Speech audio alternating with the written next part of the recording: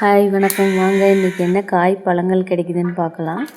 இது மலைவெண்டை, 2 செடி, 3 காய்கள். இது வரைக்கும் சாப்பிட்டது இல்லைங்க. இது ஸ்டார் ஃப்ரூட். எனக்கே தெரியாமல் ஒரே ஒரு பழம் இருக்குது. இவ்வளோ நாள் பார்க்கவே இல்லைங்க. இது இனிப்பு வகை.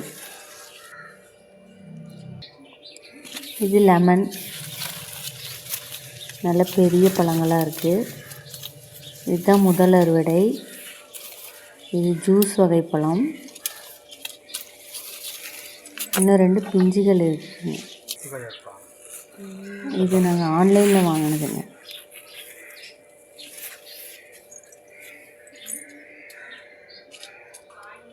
இது பச்சை இலந்தை,